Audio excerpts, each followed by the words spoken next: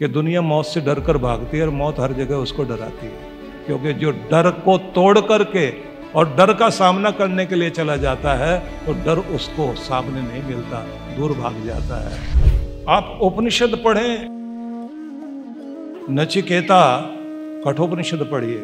एक छोटा सा बच्चा है, 12-13 साल का बच्चा, पिता ने गुस्से में आकर के कह दिया था कि मैं तुझे मौत को दूंगा, और वो यमराज के दरवाजे पर जाके बैठ गया और उसने कहा मेरे पिता ने मुझे कहा है कि तू यम के पास जा, तो मैं तुम्हारे दरवाजे पर आ गया हूँ। और यमराज ने 3 दिन बच्चा बैठा रहा था और वो घर पर थे नहीं।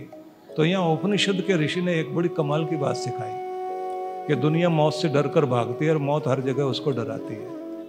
ये बच्चा है जो मौत के दरवाजे पर जाके खड़ा हो गया कि मैं मिलने आया हूँ, और मौत घर पर नहीं मिली, क्योंकि जो डर को तोड़ करके और डर का सामना करने के लिए चला जाता है तो डर उसको सामने नहीं मिलता, दूर भाग जाता है।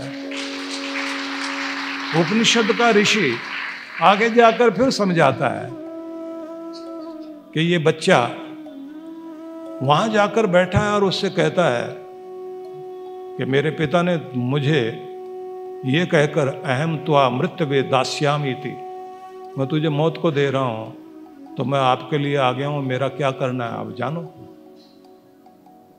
तो यमराज उसे देख करके कहता है कि बेटा तुम्हें देखकर मैं इतना प्रभावित हूं, 3 दिन से भूखे प्यासे बैठे रहे, अपने संकल्प के धनी हो। दुनिया में जो संकल्प के धनी होते हैं, मौत उनके पांव की तरफ बैठा करती है जाकर, उनके सिर पे सवार नहीं होती।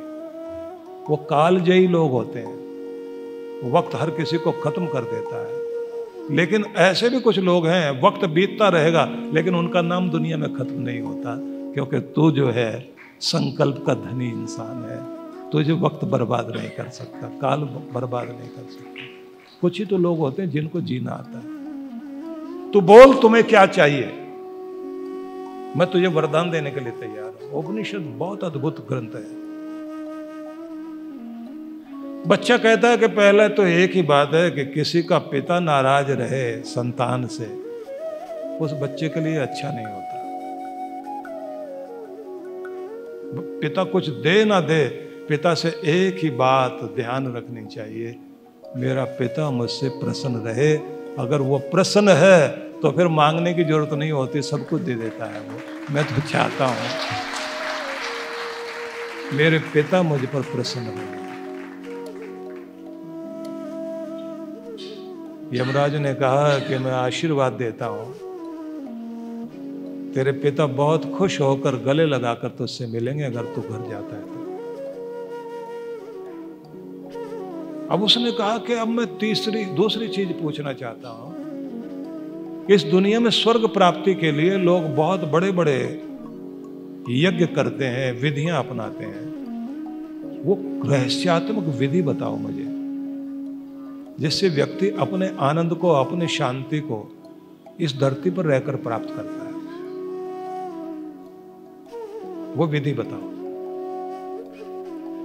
अब यहां यमराज कहता है कि बेटा मैं तुम्हें इतना सारा धन देता हूं, राज्यपाट देता हूं, बहुत सारे हाथी घोड़े देता हूं, साम्राज्य देता हूं, और जिन चीजों से दुनिया खुश होती है वो सब चीजें देता हूं। इन सवालों को जान के क्या फायदा होगा, ये वरदान लो, खुश हो। यमराज की तरफ देखकर मुस्कुराता है बच्चा और बोलता है, न वित्तेन तर्पणीयो मनुष्य। हे यम, दुनिया में कोई धन से आज तक तृप्त नहीं हुआ, न साम्राज्य से, न अधिकारों से तृप्त हुआ है। आदमी की डिमांड बढ़ती जाती है, तृप्ति कैसे मिलती है ये सिखाना, तो मेरी प्यास बढ़ाने का काम क्यों कर रहा है। यमराज ने गले लगा लिया बच्चे को और ये कहा, तू सही पात्र है बेटा, अब मैं तुझे रहस्यात्मक विद्या दूंगा। यहां आके उपनिषद मौन हो गया और लिख दिया कि उसने सिखाई विद्या, और साथ में कह दिया कि ये अग्नि नाचिकेत अग्नि के रूप में दुनिया में प्रसिद्ध होगी। और उपनिषद शांत। क्यों शांत हो गया? वो रहस्य नहीं बताया, क्योंकि वो कहना चाहते हैं कि ये विधि वो है जिसको गुरु ही अपने शिष्य को चुपचाप एकांत में बैठकर सिखाया करता है। ऐसे ये चीज नहीं दी जाती।